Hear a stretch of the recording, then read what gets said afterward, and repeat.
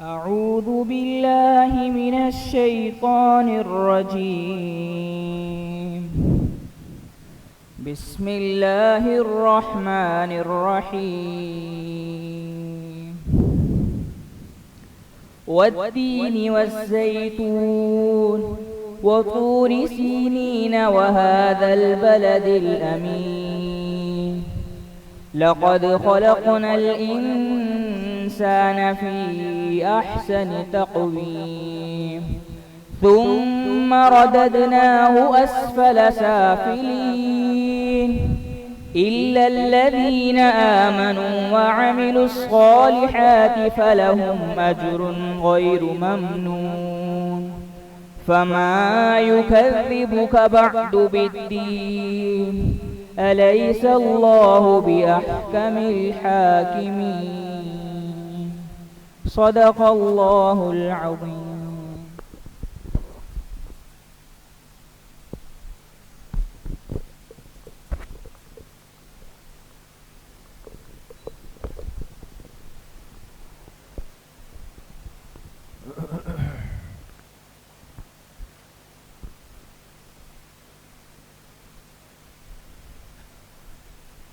بسم الله الرحمن الرحيم.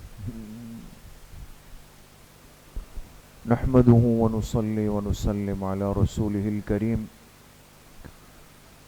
أما بعد فأعوذ بالله من الشيطان الرجيم. بسم الله الرحمن الرحيم. هنالك ابتلي المؤمنون وزلزلوا زلزالا شديدا وَإِذْ يَقُولُ الْمُنَافِقُونَ وَالَّذِينَ فِي قُلُوبِهِمْ مَرَضٌ مَّا وَعَدَنَا اللَّهُ وَرَسُولُهُ إِلَّا غُرُورًا وقال رسول الله صلى الله عليه وسلم أشد البلاء على الأنبياء ثم الأمثل فالأمثل. صدق الله وصدق رسوله النبي الكريم. اللهم صل على سيدنا ومولانا محمد وعلى آل سيدنا ومولانا محمد وبارك وسلم. اللہ سبحانہ و تعالی کا بہت بڑا کرم اور احسان ہے.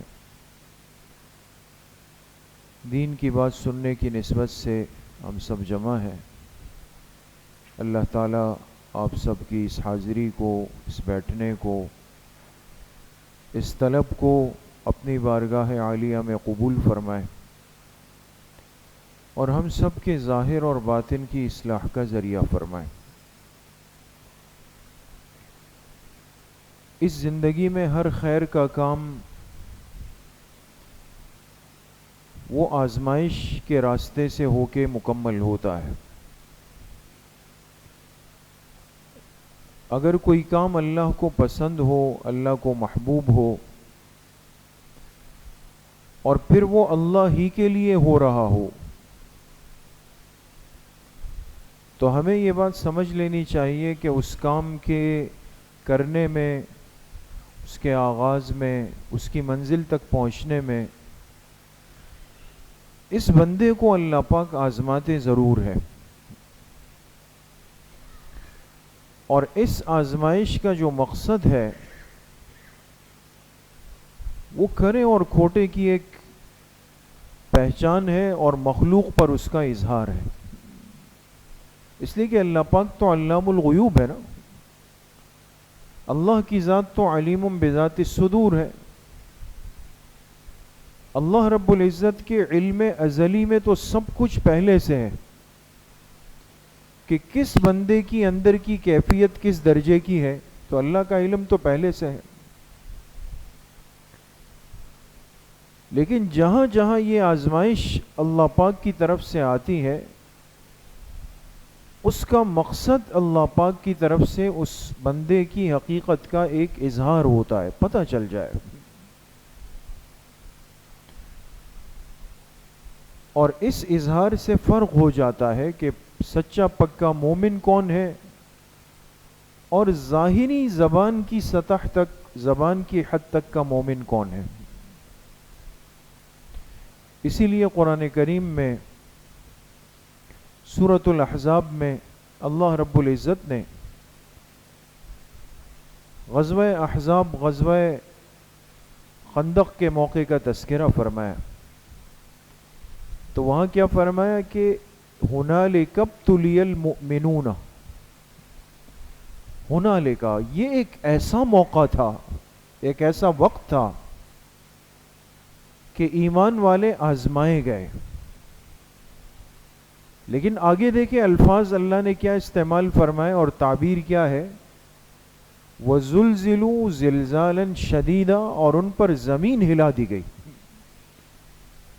اس لیے کہ زلزلہ کہتے کس کو ہیں؟ جس میں زمین ہلنے لگ جاتی. زلزلے میں زمین ہلنے لگتی ہے، انسان ڈگمگا جاتا ہے. اب تعبیر اللہ پاک نے یہ ذکر فرما کے واضح کر دیا کہ ہماری آزمائش اپنے محبوب بندوں پر اتنی سخت تھی کہ اگر یہ ایمان میں پکے نہ ہوتے تو شاید ان کا ایمان ڈگمگا چکا ہوتا. لیکن یہ صحابہ پکے ٹھکے مخلص مومن تھے. اتنی سخت آزمائش کے باوجود بھی پکے رہے. دوسری طرف وَإِذْ يَقُولُ الْمُنَافِقُونَ وَالَّذِينَ فِي قُلُوبِهِمْ مَرَضٌ، جو منافق بھی ساتھ جڑے ہوئے تھے، ملے ہوئے تھے، انہیں تو اندازہ نہیں تھا کہ معاملات اتنے سخت ہو جائیں گے. تو جن کے دلوں میں منافقت کا مرض تھا، نفاق کا کھوٹ موجود تھا، انہوں نے جب حالات کی سختی دیکھا ہر طرف سے کافروں کے لشکر ٹوٹ ٹوٹ کے آ رہے ہیں، ہم پہ مسلط ہونے لگے، ہر ایک اس میں شامل ہے. اس آزمائش کی گھڑی کو برداشت نہیں کر سکے. فوراً کیا کہا، ما وعدنا اللہ ورسولہ الا غرورا. یہ کمزور آدمی ہوتا ہے دوستو. اس تکلیف اور آزمائش کو دیکھ کر فوراً کیا کہا، بھئی جو ہم سے اللہ کے رسول نے وعدے کیے تھے نا، ہمیں کہا تھا کہ اللہ کی نصرت آئے گی، مدد آئے گی، ایمان والوں کے ساتھ اللہ کی مدد ہے، کہا الا غرورا، کہا معلوم ہوا کہ وہ سب کا سب دھوکا تھا. نعوذ باللہ. دنیا کی تکلیف اور آزمائش کو برداشت نہ کر کے فوراً اس کا الزام اللہ کے پیغمبر کے سر دھر دیا. ہم سے دھوکا ہو رہا تھا، ہم سے جھوٹ بولا جا رہا تھا. لیکن جو پکے ایمان والے تھے، جو کھرے لوگ تھے، وہ مزید نکھر گئے، صاف ہو گئے، قیامت تک اس امت کے ایمان کا معیار بن گئے، قرآن کا حصہ بن گئے.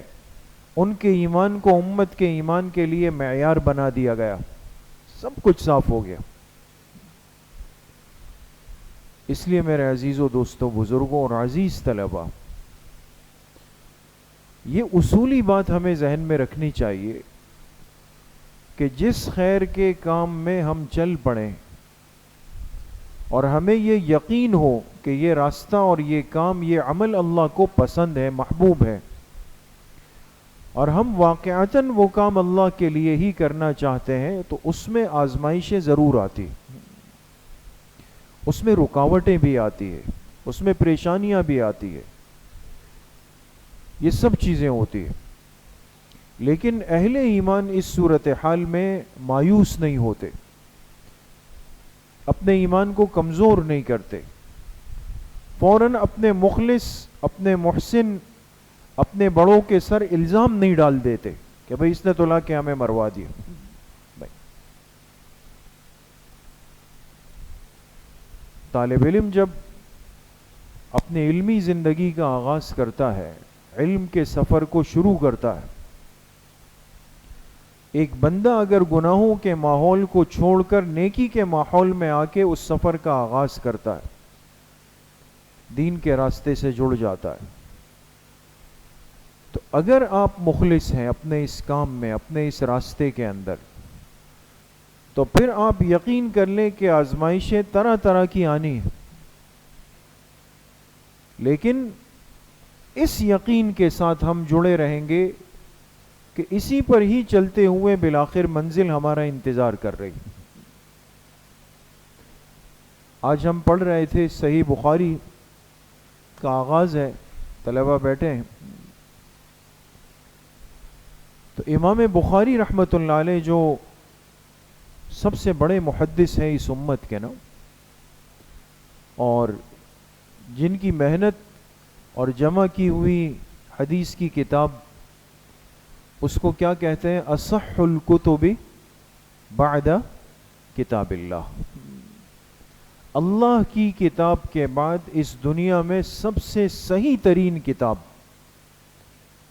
وہ کون سی ہے؟ صحیح بخاری.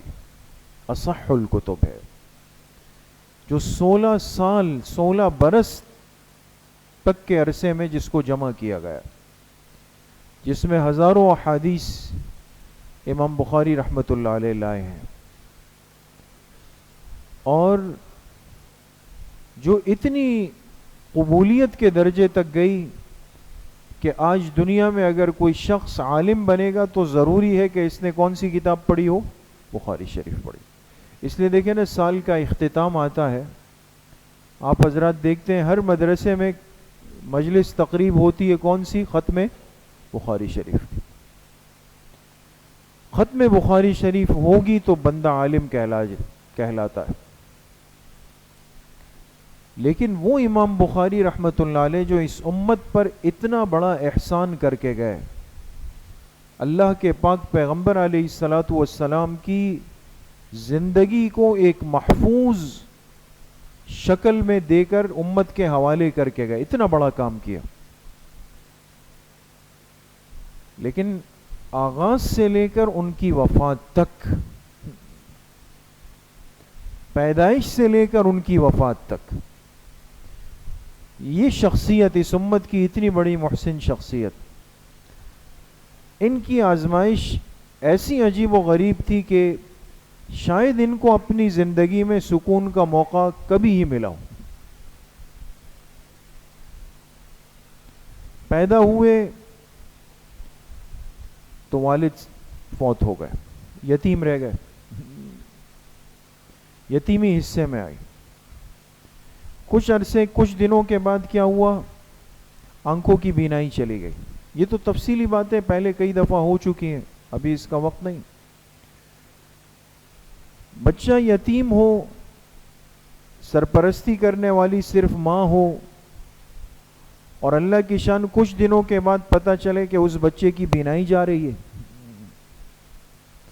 وہ جو تھوڑی بہت امید ماں کو ہوتی ہے نا کہ یہ بچہ ہوگا، محنت کریں گے، چلے بڑا ہوگا، ایک دن تو آئے گا نا کہ یہ مجھے سہارا دے دے گا. پتہ چلا کہ وہ بچہ تو بینائی سے جا رہا ہے. ہوتے ہوتے بینائی چلی گئی، ختم، نابینا ہو گئے. یتیمی الگ، نابینا پن الگ حصے میں آیا. پھر تو اللہ نے مہربانی فرمائی اور ان کی والدہ نے بڑی دعائیں کی اللہ پاک سے، اور راتوں کو اٹھ کر مصلے پر بیٹھ کر اللہ کے سامنے خوب آنسو بہائے. یہ راتوں کا رونا اور دعائیں یہ اللہ کو بہت محبوب ہے دوستو. پھر اگر ماں باپ کی ہو تو ہم سوچ بھی نہیں سکتے. تو ماں نے دعائیں کی اور اللہ پاک سے عرض کیا کہ اللہ، یہ بچہ تو پہلے سے یتیم تھا، ایک آزمائش تھی، لیکن چلے مجھے سکون تھا کہ بچہ ہے، آنکھوں کی ٹھنڈک ہے. اب اس کی بینائی بھی چلی گئی. ایک وقت تک آئے گا، پھر اس کے بعد کیا ہوگا کہ مجھ پہ بڑھاپا آئے گا، میں چلی جاؤں گی، پھر اس بچے کو کون دیکھے گا؟ بڑا ہو جائے گا تو پھر کون سنبھالے گا اس کو؟ اب اسباب کے درجے میں، ظاہر کے درجے میں تو اگر بینائی نہ ہو یا چلی جائے تو انسان یہی کہہ سکتا ہے کہ بس ختم. لیکن ایسا نہیں ہے دوستو. ہر چیز کے اور ہر نعمت کے اور ہر شفا کے خزانے وہ کس کے پاس ہے؟ اللہ کے پاس. اللہ اپنی حکمت کے مطابق دیتے ہیں. ہر چیز میں اللہ کی خیر ہے، ہر بیماری مومن بندے پر آئے اس میں خیر ہے. تو مانگتی رہی. ایک دن کیا ہوا کہ اسی حالت میں نیند آ گئی، سو گئی. اور سو گئی تو خواب میں کیا دیکھا کہ حضرت ابراہیم علیہ الصلاۃ والسلام تشریف لائے، اللہ کے خلیل تشریف لائے. اور جب وہ آئے تو کہا کہ آپ کیوں اتنا پریشان ہوتی ہے، کیوں اتنا روتی ہے؟ تو ان کی والدہ نے کہا کہ اپنے بچے کے لیے، یہ پیدا ہوئے تو باپ کا سایہ سر سے چلا گیا، اب جب کچھ بڑا ہونے لگا تو بینائی چلی گئی، اب کون ان کو سنبھالے گا؟ تو میں اللہ پاک سے دعا کرتی ہوں کہ اللہ اس کو بینائی دے دے، فضل فرما دے. خواب میں ابراہیم علیہ الصلاۃ والسلام نے فرمایا کہ مبارک ہو، اللہ نے آپ کی دعائیں سن لی، آپ جا کے دیکھیں نا اپنے بیٹے کو، یہ خواب چل رہا ہے، آپ جا کے دیکھیں تو صحیح. ایک دم آنکھ کھل گئی، چونکہ خواب بالکل تازہ ذہن میں تازہ تھا. اس کیفیت کی حالت میں جلدی سے گئی، بچے کو اٹھایا تو دیکھا اس کی بینائی واپس آ چکی. اللہ کی ذات ہر چیز پہ قادر ہے، سب کچھ کر سکتے ہیں اللہ پاک. بچے کی بینائی آ گئی. پھر ایک لمبا سفر ہے بیچ میں، علم کیسے سیکھا، کہاں سے سیکھا، اس کے لیے کیا کچھ کیا، یہ ایک الگ داستان ہے دوستو، یہ ایک لمبی کہانی ہے. بالآخر ایک وقت آیا کہ محدث بن گئے، اب استاذ بن گئے، اب ان کو مسند تدریس پر بٹھایا گیا. لیکن وہ آزمائش، ایک آزمائش سے نکل کر دوسری میں، دوسری سے تیسری میں، اس سے بڑی آزمائش منتظر ہے، پتہ بھی نہیں. اور اب پڑھا رہے ہیں. اور بخارا جو ان کا اپنا علاقہ تھا حضرت کا، اس کے گورنر کا آدمی آیا، پیغام دیا کہ گورنر آپ کو یاد کر رہے ہیں، آپ کو بلا رہے ہیں. یہ گئے ان کے پاس تو کہا کہ آپ کا بہت بڑا حلقہ لگتا ہے حدیث کا، اس میں ہزاروں طلبہ آتے ہیں جگہ جگہ سے، میرے 2 بیٹے ہیں، میں چاہتا ہوں کہ وہ بھی آپ کی شاگردی میں آ جائے. تو حضرت نے فرمایا کہ بھیج دیں ان کو، آ جائے، وہ بھی جڑ جائے. کہ وہ تو ایسے نہیں آ سکتے، وہ تو میرے بیٹے ہیں گورنر کے، عام طلبہ کے ساتھ کیسے بیٹھیں گے، کچھ تو فرق ہونا چاہیے. کیا کریں؟ تو کہا کہ آپ میرے گھر آ جائیں، محل میں آ جائیں، آپ ان کو پڑھائیں، میں آپ کی پوری خدمت کروں گا. تو امیر المومنین فی الحدیث تھے، انہوں نے فرمایا یہ تو کبھی نہیں ہو سکتا، یہ تو اللہ کے دین کا علم ہے، اللہ کے پاک پیغمبر کی احادیث ہیں، اس کے لیے تو خود طلب اور محتاجی پیدا کر کے آنا پڑے گا.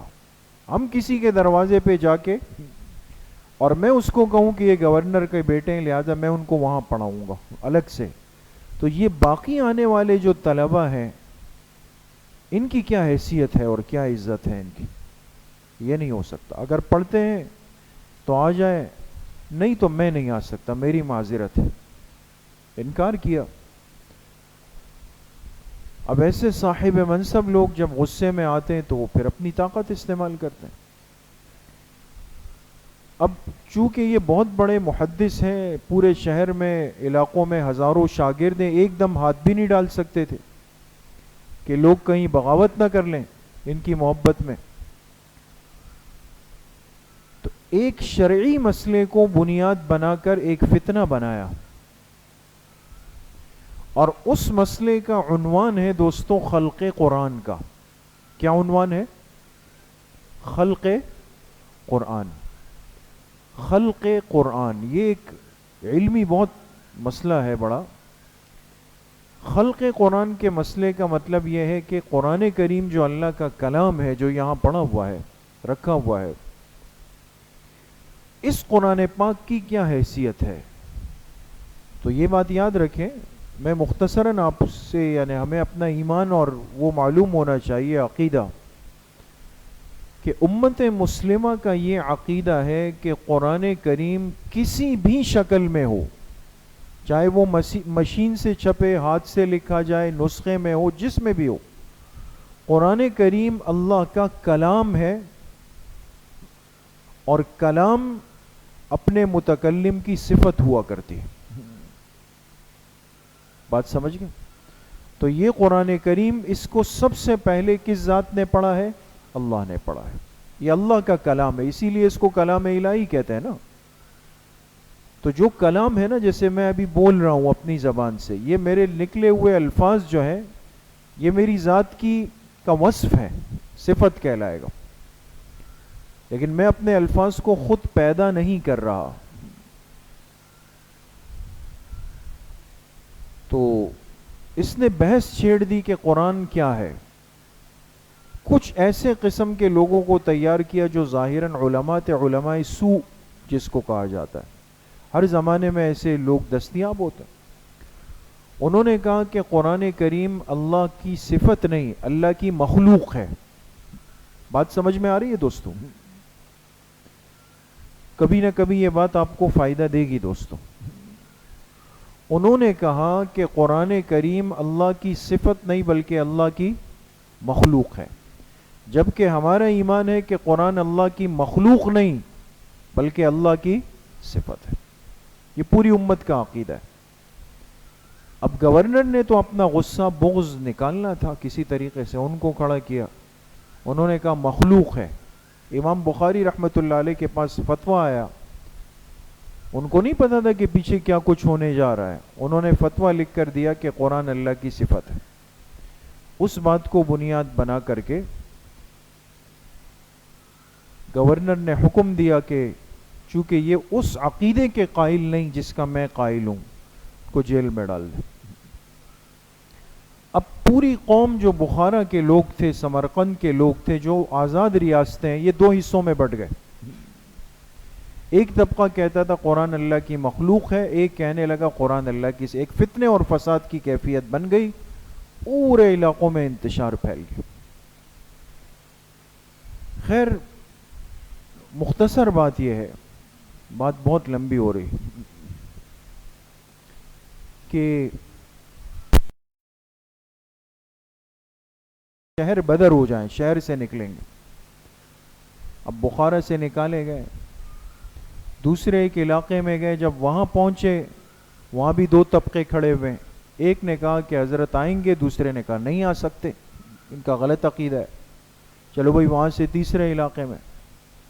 اب اس امت کے محدث کبیر ہے جن سے اللہ نے اتنا بڑا کام لیا، لیکن آپ اندازہ لگائیں کہ ان کو رہنے اور رکنے کے لیے کوئی جگہ میسر نہیں آ رہی، پریشان۔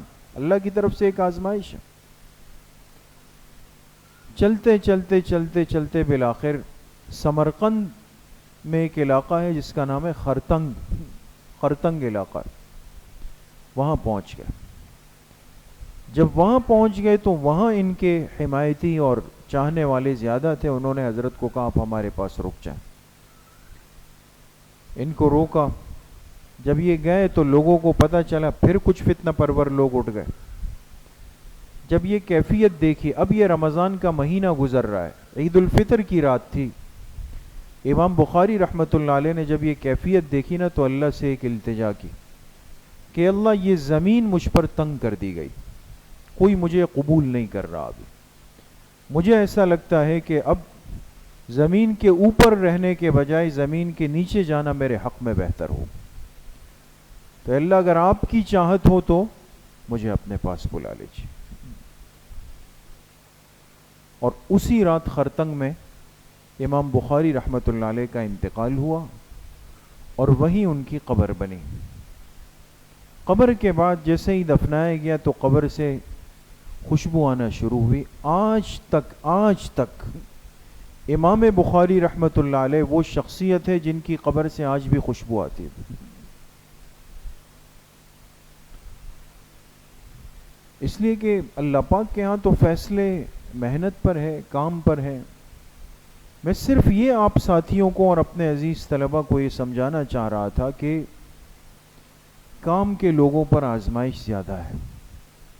ان چیزوں سے کبھی پریشان نہ ہو دوستو. بہت سارے ایسے طبقات فتنہ پرور لوگ وہ پیدا ہوتے ہیں، وہ دین کا بھی استخفاف کرتے ہیں، دین کے شاعر کا بھی مذاق اڑاتے ہیں، دین کے مسائل کا بھی مذاق اڑاتے ہیں، اہل علم کو بھی اپنے مذاق پہ نشانے پہ رکھ دیتے ہیں. ان کو لگتا ہے شاید ایسا کرنے سے، کچھ لوگوں کے ہنسنے سے ہمارا قد کاٹ بڑھ جائے گا، ہماری عزت بڑی ہو جائے گی. لیکن ان کو یہ اندازہ نہیں ہو رہا ہوتا کہ بدبختی ان کے نصیب میں آ رہی ہوتی. تو آج علمی سفر کا آپ حضرات آغاز کر رہے ہیں، سال کا آغاز کر رہے ہیں، تعلیمی سلسلے کا. اس میں بہت کچھ آتا ہے، کبھی بھی پریشان نہ ہو. یہ آزمائشیں در حقیقت اللہ پاک کی طرف سے کھرے اور کھوٹے میں فرق کرنے کے لیے ہوتی. اگر کام اللہ کے لیے ہے اور اخلاص کے ساتھ ہے تو انسان ان آزمائشوں کو قبول کرے، اس کے پیچھے پھر بہت بڑی خیر منتظر ہوتی. اللہ کریم مجھے بھی آپ سب کو صحیح عمل کی توفیق نصیب فرمائے. وآخر دعوانا ان الحمدللہ رب العالمین. کچھ دیر کے لیے ختم خواجگان پڑھیں گے، اس کے بعد انشاءاللہ تھوڑا سا مراقبہ اور پھر دعا. بسم اللہ الرحمن الرحیم. الحمدللہ الذی لم یتخذ ولدا ولم یکن له شریک فی الملک ولم یکن له ولی من الذل وکبرہ تکبیرا. تمام ساتھی ایک مرتبہ درود شریف پڑھ لیں. اللہم صلی علی محمد.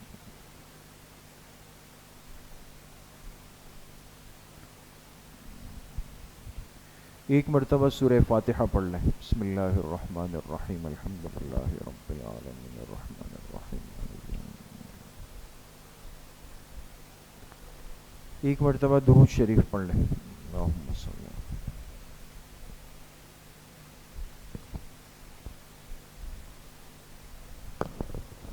ایک مرتبہ سورہ علم نشرح پڑھ لیں. بسم اللہ الرحمن الرحیم. علم نشرح لک صدرک. ایک مرتبہ سورہ اخلاص پڑھ لیں. بسم اللہ الرحمن الرحیم. قل هو اللہ احد اللہ الصمد لم یلد ولم یولد. ایک مرتبہ سورہ فاتحہ پڑھ لیں. بسم اللہ الرحمن الرحیم. الحمدللہ رب العالمین.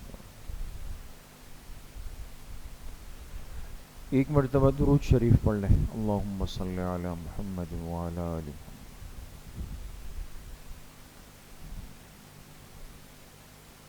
سات مرتبہ پڑھیں. اللہم یا قاضی الحاجات. اللہم یا قاضی الحاجات.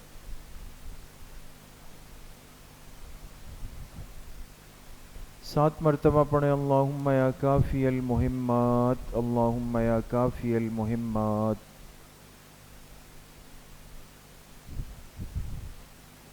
سات مرتبہ پڑھیں. اللہم یا دافع البلیات. اللہم یا دافع البلیات. سات مرتبہ پڑھیں. اللہم یا شافی الامراض. اللہم یا شافی الامراض. سات مرتبہ پڑھیں. اللہم یا رفیع الدرجات. اللہم یا رفیع الدرجات.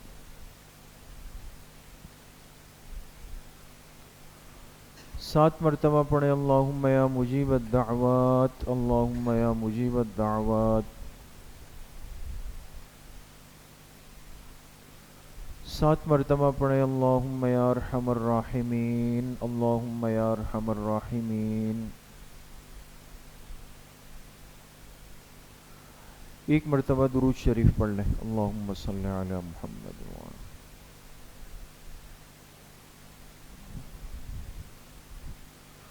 تین مرتبہ پڑھیں. حسبنا اللہ ونعم الوکیل. حسبنا اللہ ونعم الوکیل. ایک مرتبہ درود شریف پڑھ لیں. اللہم صلی علی محمد وعلی آلہ.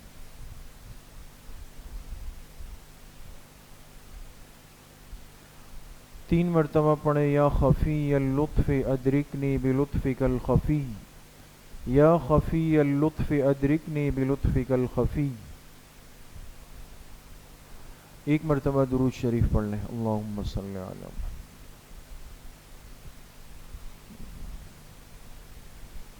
3 مرتبہ پڑھیں لا حول ولا قوت الا باللہ، لا حول ولا قوت الا باللہ۔ 1 مرتبہ درود شریف پڑھ لیں، اللہم صلی علی محمد۔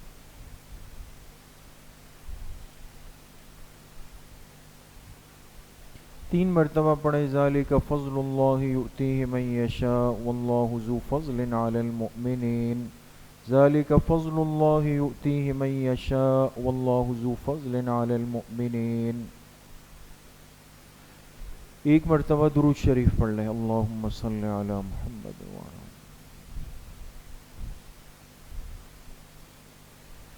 3 مرتبہ پڑھیں یا لطیفا بخلقہ یا علیما بخلقہ یا خبیرا بخلقہ، الطف بنا یا لطیف یا علیم یا خبیر، یا لطیفا بخلقہ یا علیما بخلقہ یا خبیرا بخلقہ، الطف بنا یا لطیف یا علیم یا خبیر۔ 1 مرتبہ درود شریف پڑھ لیں، اللہم صلی علی محمد۔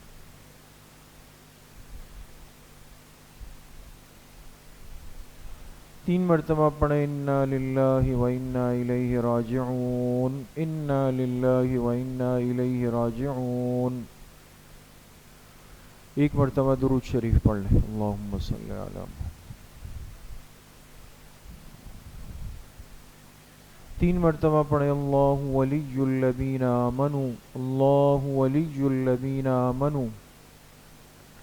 1 مرتبہ درود شریف پڑھ لیں، اللہم صلی علی محمد۔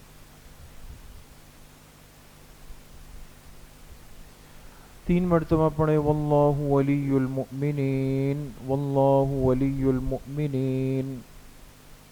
1 مرتبہ درود شریف پڑھ لیں، اللہم صلی اللہ۔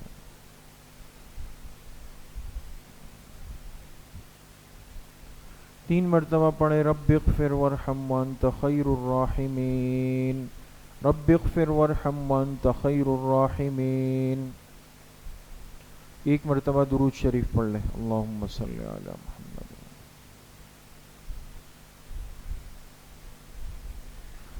3 مرتبہ پڑھیں یا لطیف یا خبیر یا ودود یا شکور، یا لطیف یا خبیر یا ودود یا شکور۔ 1 مرتبہ درود شریف پڑھ لیں، اللہم صلی علی۔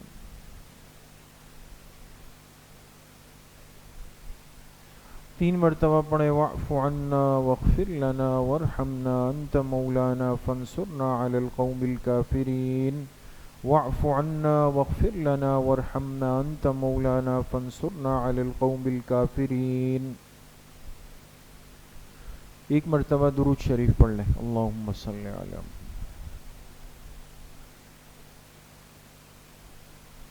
3 مرتبہ پڑھیں یا رحمان یا رحیم یا اللہ یا کریم، یا رحمان یا رحیم یا اللہ یا کریم۔ 1 مرتبہ درود شریف پڑھ لیں، اللہم صلی علی محمد۔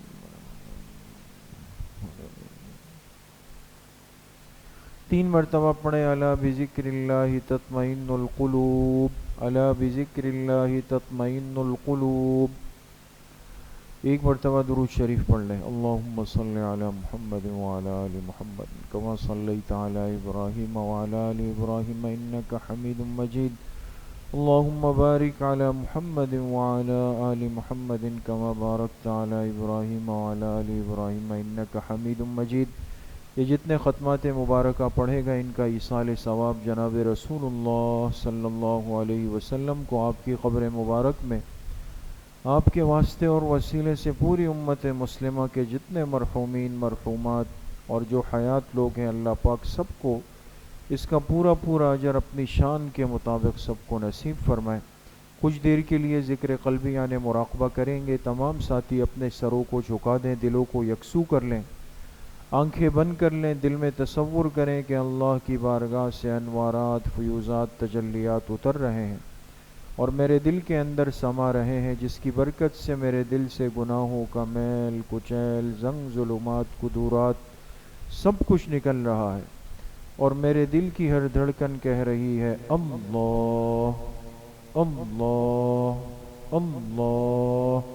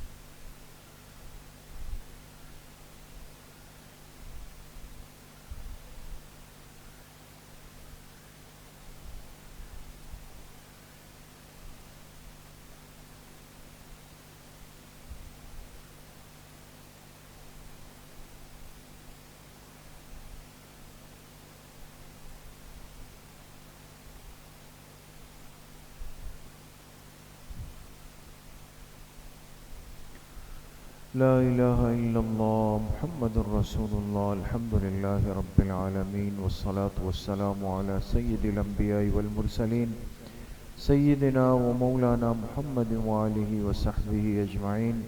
یا اللہ یا ارحم الراحمین، ہمارے صغیرہ کبیرہ ظاہراً باطناً ہر طرح کے گناہوں کو معاف فرما دے۔ یا اللہ پوری امت کے گناہوں کو معاف فرما دے، پوری زندگی اتباع سنت میں گزارنے کی توفیق ہم سب کو نصیب فرما دے۔ ظاہر اور باطن کے فتنوں سے یا اللہ ہم سب کو محفوظ فرما دے۔ جتنے ساتھی، جتنے طلبہ عزیز محبت کے ساتھ تشریف لائے، یا اللہ سب کے آنے کو قبول فرما دے، سب کو اپنی شان کے مطابق دنیا آخرت کی برکتیں، وسعتیں، سعادتیں، راحتیں، نعمتیں جھولیاں بھر بھر کے نصیب فرما دے۔ پوری زندگی یا اللہ ذکر کی مجلسوں سے، مسجد کے ماحول سے، نیکی کے کام سے جڑ کر رہنے کی توفیق ہم سب کو نصیب فرما دے۔ یا اللہ قبلہ اول مسجد اقصیٰ کے مظلوم مسلمانوں کی مدد و نصرت فرما دے۔ یا اللہ وہاں کے مجاہدین کو اسرائیل اور یہود کے اوپر مسلط فرما کے کامیابی نصیب فرما دے۔ یا اللہ قبلہ اول کو آزادی کی نعمت سے مالا مال فرما دے۔ یا اللہ پوری دنیا کے اسلامی حکمرانوں کو غیرت و حمیت نصیب فرما دے۔ ہمارے اس پیارے ملک پاکستان کی ہر جانب سے حفاظت فرما دے۔ یا اللہ جو دشمن اس کی سالمیت پر حملہ کرنے کا ارادہ رکھتا ہے، اللہ اس کو نشان عبرت فرما دے۔ اندرونی بیرونی سازشوں سے ہمارے اس پیارے ملک کو تا قیامت محفوظ فرما دے۔ علم نافع کی دولت سے یا اللہ ہم سب کو مالا مال فرما دے۔ جتنے مرحومین مرحومات دنیا سے چلے گئے یا اللہ سب کی مغفرت فرما دے۔ جتنے بیمار گھروں میں ہیں، اسپتالوں میں ہیں، اس مجلس میں ہیں، مسجد کے جتنے بزرگ احباب نمازی بیمار ہیں، اللہ پاک سب کو صحت کاملہ عاجلہ مستمرہ نصیب فرما دے۔ ہمارے عزیز بڑے بھائی ذوالفقار صاحب، ان کے والد صاحب بیمار ہیں، دعا فرمائے اللہ پاک ان کی عمر میں، صحت میں خوب برکتیں نصیب فرما دے۔ ہم سب کا خاتمہ بالایمان و بالخیر نصیب فرما دے۔